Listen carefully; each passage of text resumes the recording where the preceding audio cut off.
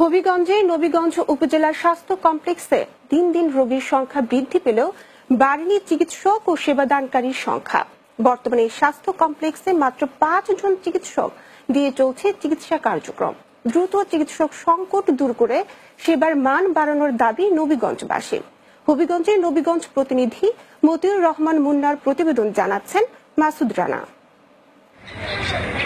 হবিগঞ্জের 13টি ইউনিয়ন ও একটি পৌরসভা নিয়ে নবীগঞ্জ উপজেলা। এখানে 4.5 লাখ বাসিন্দা সহ পার্শ্ববর্তী বিভিন্ন উপজেলা থেকেও রোগীরা আসেন চিকিৎসা সেবা নিতে।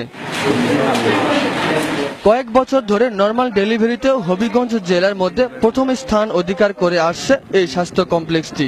এছাড়াও প্রতিদিন বহির্বিভাগে গড়ে 350 জন এবং আন্তঃবিভাগে 45 থেকে 50 জন রোগী ভর্তির পাশাপাশি জরুরি বিভাগে 200 থেকে 250 জন রোগী সেবা নিচ্ছেন। এখানে চিকিৎসা সেবার সুবিধা থাকলেও চিকিৎসক সংকটের কথা জানালেন স্থানীয়রা। আমরা ভালো চিকিৎসা পাই।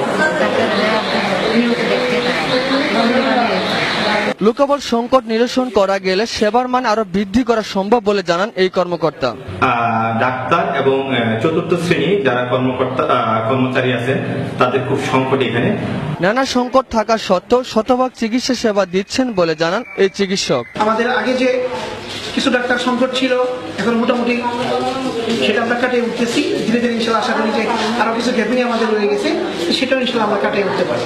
এদিকে চিকিৎসক সংকটের সমাধানে ঊর্ধ্বতন মহলের সহযোগিতা চাইলেন এই কর্মকর্তা। পর্যাপ্তভাবে এই সার্ভিসটা দেওয়া আমাদের জন্য সহজ হবে। এই জন্য এই লোকবল বাড়ার ব্যাপারে ঊর্ধ্বতন মহলে কামনা করতেছি। সংশ্লিষ্ট কর্তৃপক্ষ দ্রুত লোকবল সংকট দূর করে ও প্রয়োজনীয় যন্ত্রপাতি সংযুক্ত করে এলাকাবাসী সুচিকিৎসার ব্যবস্থা করে দেবেন এমন প্রত্যাশা সবার। Desk report, Bangla TV.